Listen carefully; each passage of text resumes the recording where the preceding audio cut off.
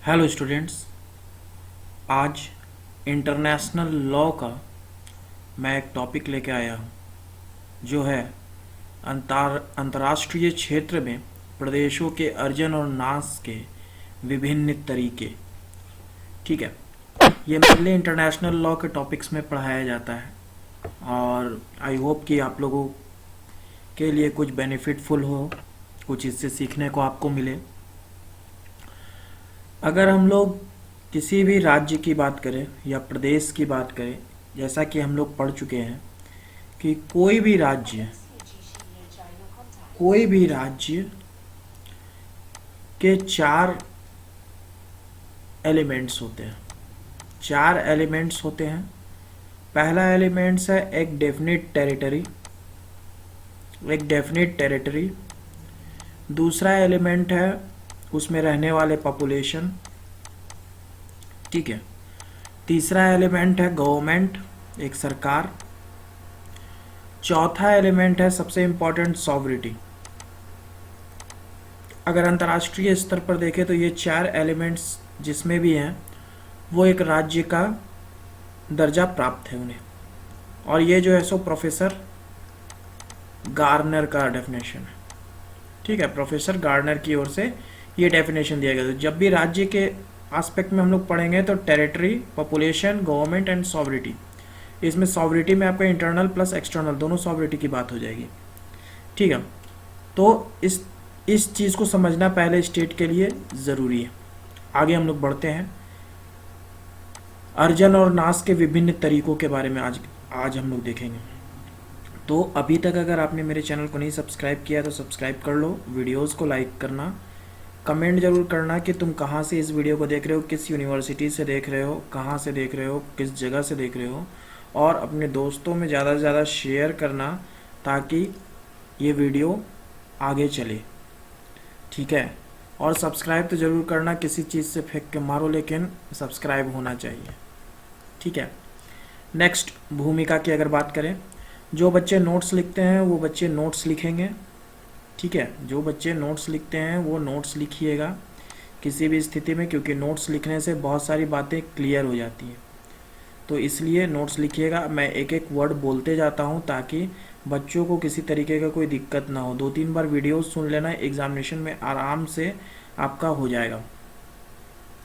तो अंतर्राष्ट्रीय क्षेत्र में भू प्रदेश की प्राप्ति और नाश के कोई एक नियम नहीं है, बल्कि उसके अनेक प्रकार हैं। ग्रोशियस और उसके अनुयायी रोमन कानून जो व्यक्तिक संपत्ति की प्राप्ति के संबंध में है, उसी को भू प्रदेश की प्राप्ति के संबंध में लागू करते हैं। ग्रोशियस के बारे में जैसा कि हम लोग जानते हैं कि हेगो ग्रोटियस जो हैं वो आपका फादर ऑफ इंटरनेशनल लॉ है। ठीक है, फादर ऑफ इंटरनेशनल लॉ इन्हें बोला जाता है। लेकिन आजकल भू अर्जन का अर्थ है संप्रभुता की प्राप्ति करना। पहले के समय में, जिस समय ग्रोशियस की सोच थी, रोमन कानून था। रोमन कानून में क्या था कि व्यक्तिगत जो संपत्ति है वही है। ठीक है, लेकिन आज के समय में भू अर्जन के लिए सबसे इम्पॉर्टेंट चीज़ आ जाता है सॉवरिटी। जैसा कि मैंने राज्य का भी जो डेफिनेशन बताया आपको, राज्य के डेफिनेशन में भी बताया कि सॉवरिटी जो है वो सबसे इम्पॉर्टेंट एलिमेंट्स है। अगर सॉवरिटी नहीं होगा उस क्षेत्र में तो किसी भी तरीके का कोई भी राज्य नहीं बन पाएगा, किसी भी तरीके का कोई अधिकार नहीं हो पाएगा। इसलिए सॉवरिटी होना सबसे इम्पॉर्टेंट है। तो आज के समय में भू अर्जन का अर्थ जो है वो मेनली जो है सो सॉवरिटी प्राप्त करना है, संप्रभुता की प्राप्ति करना है। ऐसा नहीं है कि कोई भी ज़मीन जो है सो हम प्राप्त कर लिए हैं और उसके बाद उसमें कुछ कर ही नहीं पा रहे हैं। ठीक है, उसमें इंटरनल प्लस एक्सटर्नल दोनों सॉवरिटी होनी चाहिए। अगर संप्रभुता रहेगी तभी वो उसको प्राप्त करने का कुछ लाभ मिलेगा, नहीं तो ऐसे कोई लाभ नहीं है। राज्य एक जीवित अंग है जिसका विकास और ह्रास होता रहता है। ठीक है, राज्य जो है 4 एलिमेंट्स की वजह से हमेशा से जो है सो जीवित है, और इनका कभी नाश होगा, कभी ये विकास करेंगे। अंतर्राष्ट्रीय क्षेत्र में भू अर्जन के निम्नलिखित तरीके विशेष रूप से उल्लेखनीय हैं। अब हम लोग देखते हैं कि अंतर्राष्ट्रीय क्षेत्र में क्या क्या भू अर्जन का निम्नलिखित तरीका है। तो इसमें अगर हम लोग बात करें तो पहला है अधिपत्य यानी ऑक्यूपेशन, सेकंड है उत्थान यानी एक्रेशन, तीसरा है वशीकरण यानी सब्जुगेशन, और चौथा है आपका बहुत दिनों तक अधिपत्य यानी प्रिस्क्रिप्शन, और पांचवा है त्यागना यानी शेषन। तो पहला हम लोग अधिपत्य की बात करेंगे, ऑक्यूपेशन की बात करेंगे। जो बच्चे जहां से देख रहे हो वो कमेंट बॉक्स में जरूर लिखना, कमेंट जरूर करना। अधिपत्य ऑक्यूपेशन की बात करें तो जब अंतर्राष्ट्रीय क्षेत्र में एक राज्य दूसरे राज्य में अपनी संप्रभुता की प्राप्ति कर लेता है तो इस क्रिया को अधिपत्य की क्रिया कहते हैं। ओपेनहाइम ने अपनी पुस्तक इंटरनेशनल लॉ में कहा है कि occupation is an act of appropriation by state through which it intentionally acquires sovereignty of another state. ठीक है, इसी कोटेशंस को मैंने हिंदी में लिखा है क्योंकि बहुत सारे बच्चे एग्जामिनेशंस में जो है सो कुछ बच्चे इंग्लिश में लिखते हैं कोटेशन, कुछ बच्चे हिंदी में लिखते हैं कोटेशन। तो ऑन दैट केस जो बच्चे हिंदी में लिखते हैं कोटेशन वो हिंदी में लिखिएगा, जो बच्चे इंग्लिश में लिखना चाहें वो इंग्लिश में कोटेशंस उतार सकते हैं। ठीक है, ये कोटेशंस लिखने से आपका ये आंसर राइटिंग जो है वो इम्प्रूव्ड होगा और अच्छे मार्क्स आने की उम्मीद रहेगी। ठीक है, केवल किसी राज्य के भू प्रदेश को अपने अधिकार में कर लेने से ही उस पर उसका अधिकार नहीं हो जाता, बल्कि उस पर अधिपत्य राज्य का प्रशासन होना बहुत जरूरी है। ठीक है, सिर्फ उस क्षेत्र को अपने अधीन कर लेना, उस भूमि को अधीन कर लेना वही सिर्फ नहीं है, प्रशासन होना, जो उसको अपने कब्जे में किया है, अधिपत्य किया है, उसका उस क्षेत्र में प्रशासन होना बहुत जरूरी है। ठीक है, जैसा कि राज्य के एलिमेंट्स में मैंने बताया कि टेरिटरी चाहिए, पॉपुलेशन चाहिए, गवर्नमेंट चाहिए, गवर्नमेंट मीन्स प्रशासन, और फोर्थ मैंने बताया सॉवरिटी। तो सॉवरिटी इज मोस्ट इम्पॉर्टेंट, और सॉवरिटी के बाद गवर्नमेंट उसके अंदर होना चाहिए, जो अधिपत्य राज्य है उसका गवर्नमेंट होना चाहिए, वो इम्पॉर्टेंट है। जैसा कि permanent court of international justice ने legal status of eastern Greenland में अपना मत दिया था। ठीक है, legal status of eastern Greenland की अगर हम लोग बात करें, इस केस स्टडी की अगर हम लोग बात करें तो ये मेनली जो है सो ईस्टर्न ग्रीनलैंड का जो केस है वो आपका नॉर्वे वर्सेस डेनमार्क का है। ठीक है, नॉर्वे वर्सेस डेनमार्क का है, और इसमें मेनली जो है सो एक आपका, इसको मैं एक्सप्लेन कर देता हूँ, एक आपका एहलन डिक्लेरेशन हुआ था, जो कि आपका हुआ था 22 जुलाई 1919 को, जिसमें कि नॉर्वे के जो आपके फॉरेन मिनिस्टर थे, नॉर्वे के फॉरेन मिनिस्टर जो थे वो थे आपके नील्स क्लाउस एहलन। ठीक है, इनके द्वारा कहा गया था, वर्बली कहा गया था, ऐसा नहीं है कि कहीं राइटिंग में है, नॉर्वे के जो ये फॉरेन मिनिस्टर थे इनके द्वारा वर्बली कहा गया था कि हम डेनमार्क की संप्रभुता का सम्मान करते हैं। ठीक है, हम इस ईस्टर्न ग्रीनलैंड पर डेनमार्क की संप्रभुता का सम्मान करते हैं, ये नॉर्वे के फॉरेन मिनिस्टर ने कहा था। ये बात तब पड़ी जब बोला गया कि नॉर्वे के लिए, ये जो फॉरेन मिनिस्टर बोल के आए हैं वर्बली, ये नॉर्वे के लिए क्या बाध्यकारी है, और नॉर्वे जो है सो 1930 तक जो है सो वो कब्जा जारी रखा इस ईस्टर्न ग्रीनलैंड पे, और बाद में जो है सो इस ईस्टर्न ग्रीनलैंड का केस जो है सो वो permanent court of international justice में गया, जो कि आपका गया 12 जुलाई 1931 को, और जजमेंट आपका आया 5 अप्रैल 1933 को। और जजमेंट में क्या हुआ, जजमेंट में हुआ कि ये जो डिस्प्यूटेड लैंड था ये आपका डेनमार्क को दे दिया गया, permanent court of international justice के द्वारा जो है ये जो आपका डिस्प्यूटेड लैंड था ईस्टर्न ग्रीनलैंड का, ये आपका डेनमार्क को सुपुर्द कर दिया गया, डेनमार्क को दे दिया गया। आई होप ये केस आपको समझ में आया हो। नहीं समझ में आया फिर से एक बार घुमा के देख लेना वीडियो, ठीक है। कुछ कानून वेत्ताओं का कहना है कि अगर कोई संप्रभु राज्य दूसरे राज्य की भूमि को अपने में मिला लेता है तो उससे भी उस पर उसका अधिकार हो जाता है, ठीक है। यदि कोई संप्रभु राज्य किसी भू प्रदेश का अन्वेषण करता है, अन्वेषण का मतलब होता है खोज, ठीक है, अन्वेषण का मतलब होता है खोज। यदि कोई संप्रभु राज्य किसी भू प्रदेश का अन्वेषण करता है तो उस पर भी उसका अधिकार हो जाता है। 16वीं और 17वीं शताब्दी में इस प्रकार की प्रथा प्रचलित थी। स्पेन ने अन्वेषण के आधार पर ही मैक्सिको की खाड़ी तथा इंग्लैंड ने न्यू फाउंडलैंड का दावा किया, ठीक है। इन्होंने खोजा इस वजह से इन्होंने जो है सो इस पर दावा किया। ये 16वीं और 17वीं शताब्दी में बहुत था कि यूरोपियंस कोई चीज़ को खोजते थे, उसके बाद वहाँ पर जो है सो उस देश की कॉलोनीज बन जाती थी कि नहीं ये तो हम खोजे हैं तो मेरे अंडर ये आएगा, ठीक है। तो स्पेन ने अन्वेषण के आधार पर ही मैक्सिको की खाड़ी और इंग्लैंड ने न्यू फाउंडलैंड का दावा किया। एग्जाम्पल्स एग्जाम में जरूर लिखिएगा, ये आपके जो आंसर राइटिंग होता है उसको फैक्ट और डाटा के साथ जो है सो एक उचित प्रामाणिकता देता है, तो इसलिए ये जो एग्जाम्पल्स हैं इसको जरूर लिखिएगा। इसमें आपका आधिपत्य ऑक्यूपेशन में एक आता है लगातार का सिद्धांत, थ्योरी ऑफ कॉन्टिन्यूटी। कानून वेत्ताओं का कहना है कि लगातार के सिद्धांत के अंतर्गत वह भू प्रदेश किसी संप्रभु राज्य के अंतर्गत आ सकता है जिस पर किसी का नियंत्रण ना हो, ठीक है। अगर मान लीजिए कोई देश जो है सो यहाँ पर बहुत सारे आइलैंड्स हैं, मान लीजिए यह देश है, इस पर किसी भी देश का नियंत्रण नहीं, ठीक है, किसी भी देश का नियंत्रण नहीं है, तो ऑन डैट केस कोई भी देश उस पर नियंत्रण कर सकता है, अपना प्रशासन चला सकता है, शासन चला सकता है। तो जो पहले शासन प्रशासन वहाँ चलाया वो उसके नियंत्रण में हो गया।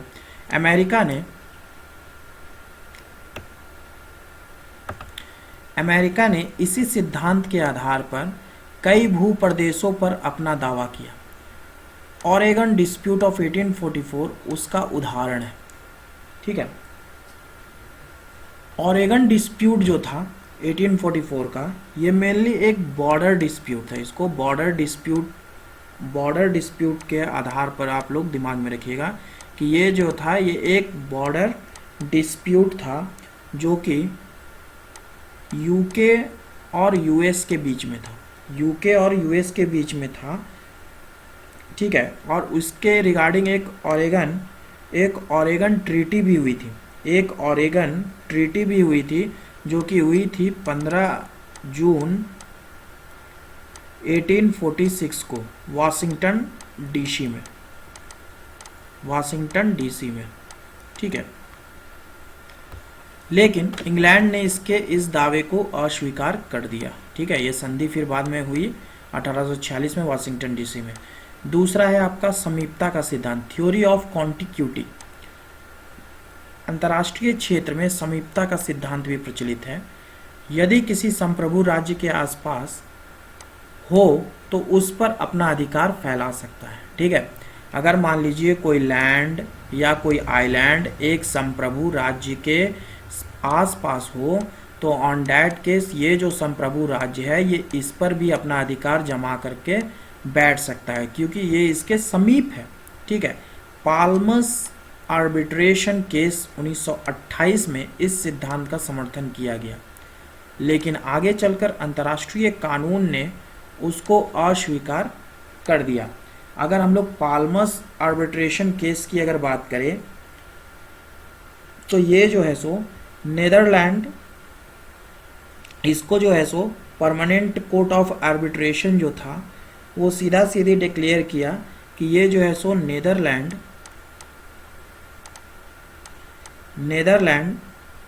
ईस्ट इंडीज का पार्ट रहेगा, जो कि अभी जो है सो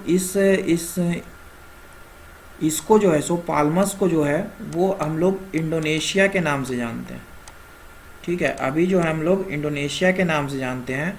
और ये मेनली जो पाल्मस वाला जो केस था ये नेदरलैंड वर्सेस यूएसए था, ठीक है, नेदरलैंड वर्सेस यूएसए था ये केस। नेक्स्ट आपका छोड़ देने का सिद्धांत, द प्रिंसिपल ऑफ अबंडमेंट। यदि कोई संप्रभु राज्य अपने भू प्रदेशों को बहुत दिनों तक यूं ही छोड़ देता है तो अंतर्राष्ट्रीय क्षेत्र में उस पर उसका अधिकार समाप्त हो जाता है। इंग्लैंड ने ब्रैजेड ऑफ ट्रिनिटी भू प्रदेश से अपना कोई संबंध नहीं रखा।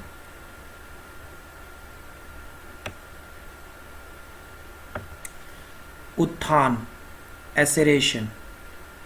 उत्थान शब्द रोमन कानून से लिया गया है। यदि किसी राज्य का भू प्रदेश बढ़ जाता है, जैसे किसी नदी के तट पर जमीन निकल आती है और उस पर संप्रभु राज्य अपना अधिकार जमा लेता है, तो उसी को उत्थान की क्रिया कहते हैं। Oppenheim defines accretion as increase of land through new formation, नव निर्माण के माध्यम से भूमि की वृद्धि। दूसरे शब्दों में कहा जा सकता है कि जब नदी का तट विस्तृत हो जाता है तो जिस राज्य की नदी होती है वही उस भूमि का मालिक होता है। ज़मीन की बढ़ोतरी दो प्रकार की होती है, प्राकृतिक तरीका नेचुरल, जैसे नदी के तट के बढ़ जाने से।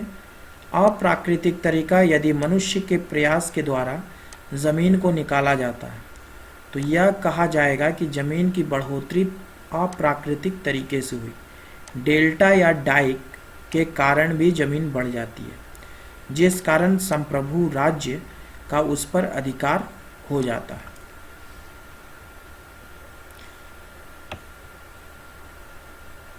थर्ड बात करें तो वशीकरण है, सब्जुगेशन है। किसी भूप्रदेश की प्राप्ति का तीसरा तरीका वशीकरण है। यह युद्ध के परिणाम स्वरूप होता है। जब युद्ध में एक राज्य दूसरे राज्य को पराजित करके उसे अपने आप में मिला लेता है और वहाँ पर अपना प्रशासन कर देता है, इसके साथ ही उसकी संप्रभुता उस पर हो जाती है, तो हम कहते हैं कि उसने युद्ध में पराजित करके अपने राज्य का विस्तार किया। लेकिन संयुक्त राष्ट्र के चार्टर में युद्ध को गैर कानूनी घोषित किया गया है। अब कानून की दृष्टि से भू प्रदेश की प्राप्ति वशीकरण के द्वारा संभव नहीं है, लेकिन प्रथम विश्व युद्ध तक भू प्रदेश अर्जन करने का वशीकरण एक बहुत बड़ा साधन माना जाता था। नेक्स्ट हम लोग बात करें अधिक दिनों तक आधिपत्य यानी प्रिस्क्रिप्शन। प्रिस्क्रिप्शन शब्द किसी कानून से लिया गया है जिसका अर्थ होता है कि जब एक राज्य दूसरे राज्य पर बहुत दिनों तक अपना अधिकार जमाए हुए रखता है और उस पर अपनी संप्रभुता कायम रखता है, तो अंतर्राष्ट्रीय क्षेत्र में यह कहा जाएगा कि उसने प्रिस्क्रिप्शन के माध्यम से भू की प्राप्ति की है। Oppenheim describes prescription as the acquisition of sovereignty over a territory through a continuous and undisturbed exercise of sovereignty over it during such a period as is necessary to create, under the influence of historical development, the general conviction that the present condition of things is conformity with international order। जो student English में quotations लिखते हैं English में लिखिए, जो student Hindi में लिखते हैं उनके लिए हिंदी में भी मैंने कोटेशंस यहाँ पर दिया है, तो हिंदी में भी आप कोटेशन लिख करके अपनी आंसर राइटिंग को इम्प्रूव कर सकते हैं। लेकिन कितने दिनों तक किसी राज्य को अपने अधिकार में रखने से उसका हो जाएगा, इस पर कोई अवधि की सीमा नहीं लगाई गई है। ग्रेट ब्रिटेन ने न्यू फाउंडलैंड को प्रिस्क्रिप्शन के माध्यम से ही उसे अपने राज्य में मिला लिया। ठीक है, जिनको नहीं समझ में आएगा स्टूडेंट्स को, वो 2-3 बार वीडियोस को देखना, आराम से एक एक वर्ड समझ में आएगा, क्योंकि मैं बहुत आसान लैंग्वेज में नोट्स बनाता हूँ और आप लोगों के लिए बनाता हूँ। आप लोग सपोर्ट नहीं करते हो मेरे चैनल को सपोर्ट करो। 5वां त्यागना सेशन, जब एक राज्य दूसरे राज्य पर अपनी संप्रभुता छोड़ देता है या दूसरे राज्य को संप्रभुता दे देता है, तो वैसी स्थिति में जिस राज्य को संप्रभुता प्राप्त होती है वह उस राज्य का स्वामी हो जाता है। Oppenheim defines cession as the transfer of sovereignty over state territory by owner state to another state. ठीक है, यहाँ पर हिंदी में भी कोटेशंस हैं, हिंदी में भी आप कोटेशंस लिख सकते हो।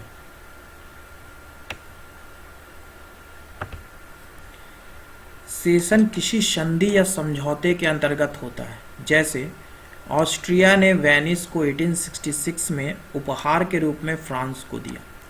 ठीक है, जनमत संग्रह भी एक इसका पार्ट है कि जब कभी किसी राज्य को दूसरे राज्य में देने की बात होती है तो वहाँ के निवासियों से मत लिया जाता है, जिसको जनमत संग्रह कहते हैं। अगर मत पक्ष में होता है तो भू प्रदेश का त्याग कर दिया जाता है।